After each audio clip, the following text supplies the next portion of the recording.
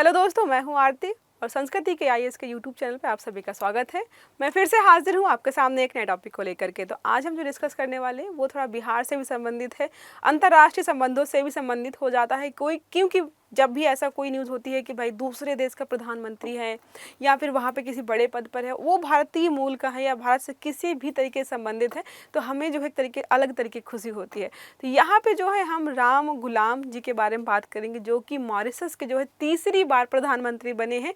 और ऐसा माना गया जाता है, साक्ष्य भी हमारे पास है कि जो है इनके जो पूर्वज हैं, दादाजी या और भी लोग जो हैं, वो बिहार के भोजपुर संबंधित रहे। तो जैसे ही ये जो है वहाँ पे इलेक्शन जीते तो मॉरिशस के लोगों ने तो खुशी मनाई ही होगी। तीसरा कार्यकाल किसी को देना, इसका मतलब है कि वहाँ की जनता उस व्यक्ति को जो है पसंद कर रही है।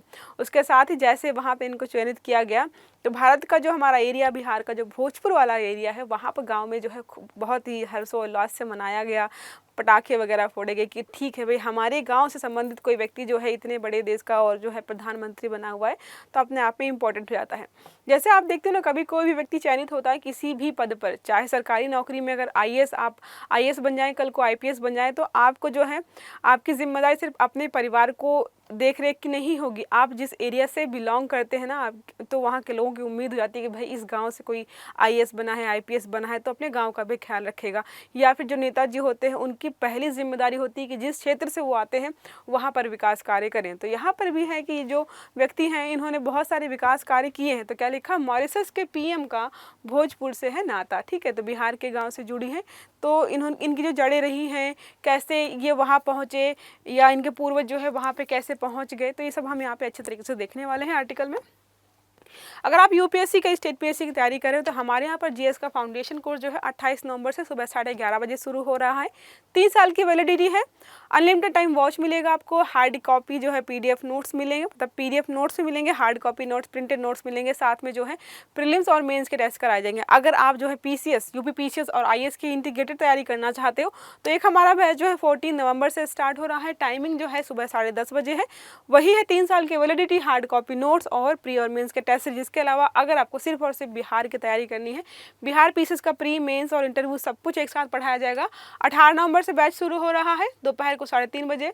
मध्य प्रदेश का जो बैच हमारा है 21 नवंबर से शुरू होगा सुबह 8 बजे, और राजस्थान का जो है 10 नवंबर से शुरू हो रहा है सुबह 8 बजे। तो यहाँ नंबर लिखा हुआ, इस नंबर पर कॉल करके आप सारी जानकारी जो भी बैच की लेना चाहते हो वो यहाँ से ले सकते हैं। आते हैं हमारे आर्टिकल पर। तो यहाँ पे हम देखो क्या लिखा हुआ है, पहले देखेंगे भाई ये आर्टिकल चर्चा में क्यों है। तो आता रहता है आर्टिकल बहुत चर्चा में, ये पहली बार नहीं है, लेकिन अभी जो है फिर से कोई चुनाव जीता है, ऊपर से हमारे प्रधानमंत्री जी ने जो है उनको इनवाइट भी किया है कि आइए भारत में, तो कुछ चीज़ें हमें देखनी है यहाँ पे। मॉरिशस में नवीन राम गुलाम की तीसरी बार प्रधानमंत्री बनने पर बिहार के भोजपुर जिले के उनके गृह गांव, मतलब यहीं से बिलोंग करते हैं उनके पूर्वज जो है, हरी गांव में जो है जश्न मनाया गया है। तो बिहार पीसीएस देने वाले हो, वैसे तो पेपर होने वाला है दिसंबर में, तो पॉसिबिलिटीज़ कम है कि यहाँ से इस इतने ताज़ा खबर से जो है क्वेश्चन पूछे जाएंगे। लेकिन अगर ऐसी कोई घटना जो है कुछ महीनों पहले हुई होगी, तो ये याद रखिएगा कहाँ से बिलोंग करते हैं। ठीक है, राम गुलाम के दादा मोहित राम गुलाम 18वीं मतलब 1800 ईस्वी में जो है गिरमिटिया मजदूर, आपको पता है गिरमिटिया मजदूर के रूप में जो है अंग्रेज जो है भारत से बहुत सारे लोगों को अलग अलग द्वीपों में ले गए थे। श्रीलंका में भी लेकर गए थे, और भी अलग अलग द्वीप हैं जहाँ पर, मॉरिशस भी जिसमें शामिल है। तो यहाँ से इनको लेकर गए थे।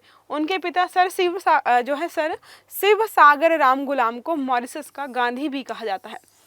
गांधी का मतलब समझ रहे हैं, मतलब वहाँ पर जो स्वतंत्रता संग्राम हुआ, लड़ाई हुई या जो है आज़ादी मिली, तो वहाँ पर जो है इनके जो पिता रहे उन्होंने पार्टिसिपेट किया था, जिसकी वजह से उनको जो है मॉरिशस का गांधी कहा जाता है। ओके, अब आते हैं मुख्य बिंदुओं पर। तो नवीन राम गुलाम की लेबर पार्टी को नेशनल असेंबली में 62 में से 60 सीटें मिली हैं, मतलब अच्छा खासा बहुमत मिला है।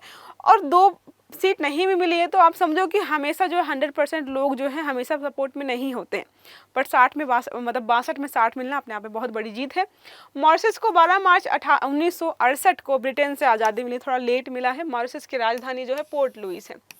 हमने कुछ दिन पहले मॉरिशस के जो है अगालेगा द्वीप के बारे में भी पढ़ा था, आई होप आपको याद होगा। वहाँ पे हम जो है नया सैन्य अड्डा बनाने वाले हैं, जिसको बोला जाता है कि खुफिया सैन्य अड्डा जो है भारत का अगालेगा द्वीप में बनना, वो कहाँ पर है, मॉरिशस में है, याद रखिएगा।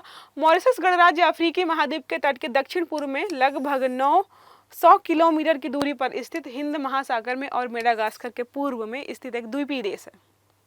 कुछ चीज़ें यहाँ पे क्या याद रखनी है आपको, अफ्रीकी महाद्वीप के पूर्व में है। तो अफ्रीकी महाद्वीप कुछ ऐसा है, यहाँ पर पूर्व में है कि दक्षिण पूर्व में है, तो दक्षिण पूर्व यहाँ पर नीचे हो जाएगा थोड़ा सा, 900 किलोमीटर दूर है और हिंद महासागर और मेडागास्कर के पूर्व में स्थित है। तो हिंद महासागर के और मेडागास्कर के पास में, देखो आपको यहाँ पे दिखाऊं तो इंडियन ओशन जो है ये हमारा है और ये जो है मेडागास्कर है। तो इंडियन ओशन यहाँ पर भी है, तो यहाँ पे पूर्व में ही स्थित है ये।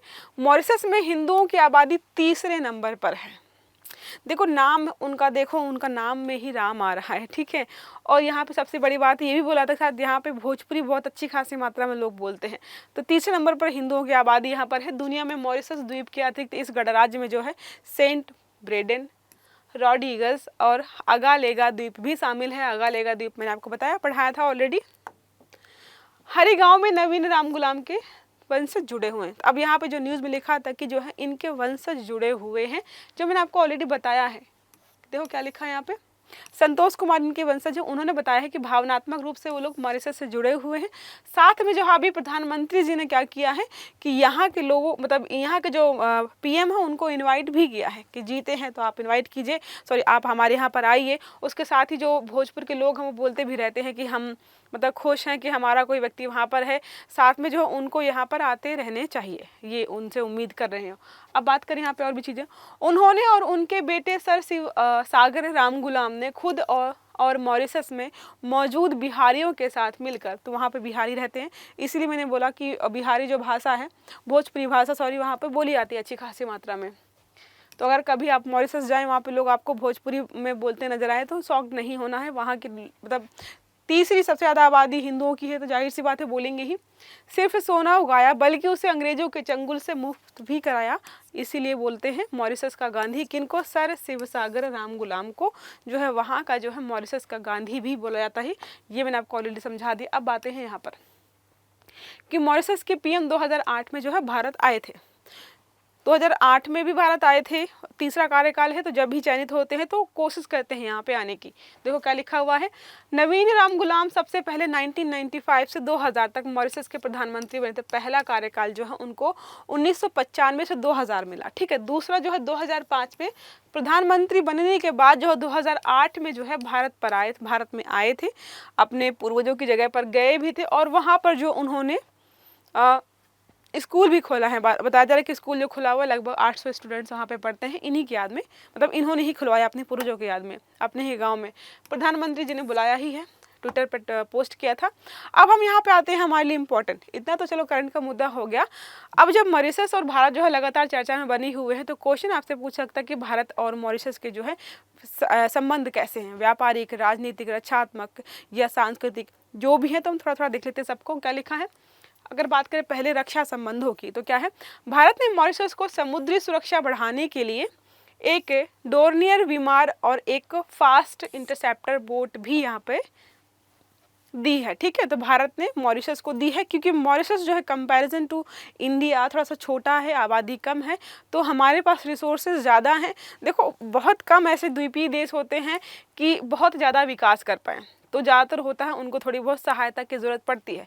जैसे जो है आप श्रीलंका की बात कर लो, उसको भी कई देशों से सहायता लेनी पड़ती है, तो यहाँ पे भी है कि इनको हम मदद कर रहे हैं, ठीक है। भारत सरकार ने ITEC कार्यक्रम के तहत भारत हर साल मॉरिशस के रक्षा कर्मियों के लिए प्रशिक्षण कार्यक्रम आयोजित करता है। तो वहाँ के जो कर्मी हैं उनका प्रशिक्षण कार्यक्रम का जो खर्चा है, आयोजन है, वो भारत जो है हर साल करता है, ओके। उसके बाद क्या है, अगर बात करें व्यापार का कि मॉरिशस और भारत के बीच कितना व्यापार है, तो भारत और मॉरिशस के सबसे बड़े व्यापारिक साझेदारों में से एक है। मतलब क्या है, हम जो है उसके सबसे बड़े जो है व्यापारिक भागीदार है, वो हमारे जो है तीसरे चौथे पाँचवें नंबर पर हो सकता है। लेकिन अगर मॉरिशस किसी से सबसे ज़्यादा व्यापार करता है तो उनमें फर्स्ट नंबर पे कौन है, भारत है, ये याद रखना है, ठीक है। 2022-23 के वित्त वर्ष में भारत ने मॉरिशस को 462.69 मिलियन अमेरिकी डॉलर का निर्यात किया था। मतलब उसने हमारे यहाँ से इतनी सारी चीज़ें खरीदी, मतलब इतने रुपए का चीज़ें खरीदी है, ओके। भारत और मॉरिशस के बीच व्यापार संबंधों में पिछले 17 सालों में 132% की वृद्धि हुई है। 17 सालों में 132%, समझ रहे हो, लगभग 150% के आसपास हमारा व्यापार जो है हमने बढ़ाया है उनके साथ।